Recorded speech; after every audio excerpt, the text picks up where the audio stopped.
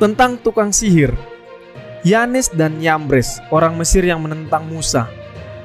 Tapi jadi percaya dan Simon Magus orang Samaria jadi percaya. Apa makna rohani dari orang tukang sihir ini? Hanya percaya? Bandingkan Keluaran 7 ayat 11 tentang Yanes dan Yambres, dan Kisah 8 ayat 10 tentang Simon Magus. Saya coba baca pendeta di Keluaran 7 ayat yang ke-11. Keluaran 7 ayat 11. Kemudian Firaun pun memanggil orang-orang berilmu dan ahli-ahli sihir, dan mereka pun ahli-ahli Mesir itu membuat yang demikian juga dengan ilmu mantra mereka. Di Kisah 8 ayat 10. Kita baca Kisah 8 ayat yang ke-10. Semua orang besar kecil mengikuti dia dan berkata, orang ini adalah kuasa Allah yang terkenal sebagai kuasa besar. Kita lanjut ke pertanyaannya. Maaf, saya masih mengkritik diri saya untuk menerima kebenaran ini. Apa pesan himbauan pendeta untuk saya sebagai umat Tuhan yang mengaku percaya kepada Tuhan, supaya saya jangan seperti tukang sihir ketiga orang ini? Silakan pendeta. Baiklah, terima kasih. Selamat malam Bapak Simomora di Bandung. Saya percaya yang sebelumnya juga Pak Simomora ada bertanya juga pada episode yang sebelumnya. Ya, Shalom Pak Simomora. Terima kasih untuk pertanyaannya. Nama Yanes dan Yambres ini dituliskan di dalam 2 Timotius pasal yang ketiga, ayat yang ke-8 dan ayat yang ke-9, dan ini menggambarkan dua orang yang merupakan bahagian dari tukang-tukang sihir dari Firaun. Kita baca di dalam 2 Timotius pasal yang ketiga ayat 8 dan ayat yang ke-9. Sama seperti Yanes dan Yambres menentang Musa, demikian juga mereka menentang kebenaran. Akal mereka bobrok dan iman mereka tidak tahan uji. Tetapi sudah pasti mereka tidak akan lebih maju.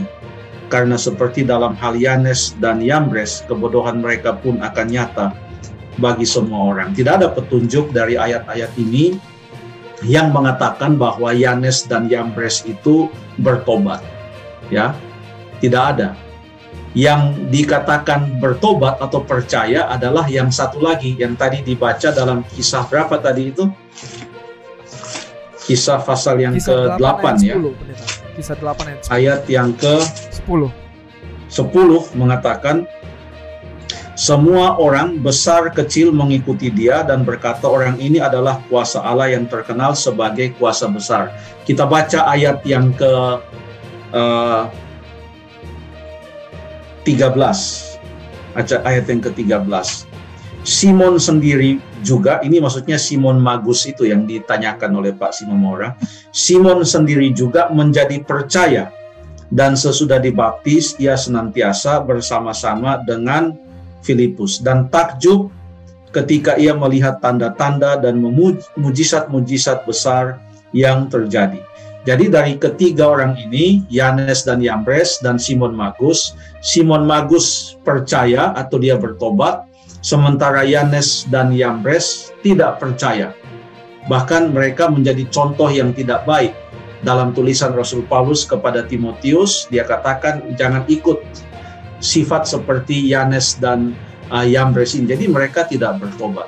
Sekarang bagaimana dengan Simon Magus? Apakah setelah dia bertobat, dia masih memegang akan sihir-sihirnya? Sebab dikatakan di ayat yang ke-13, Simon sendiri juga menjadi percaya, dan sesudah dibaptis ia senantiasa bersama-sama dengan Filipus.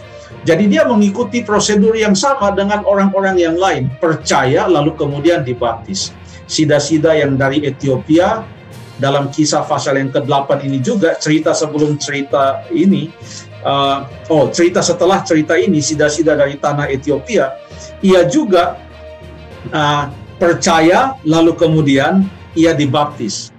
Paulus juga bertobat, dia percaya lalu kemudian dia dibaptiskan. Dan itulah memang yang dikatakan dalam Markus pasal yang ke-16 ayat yang ke-16 yang mengatakan siapa yang percaya dan dibaptis akan diselamatkan. Jadi kata-kata Simon percaya dan dibaptis menunjukkan bahwa dia menerima Yesus, dia bertobat, dia menjadi Kristen. Itu mengenai Simon Magus. Apakah dia masih memegang sihir-sihirnya?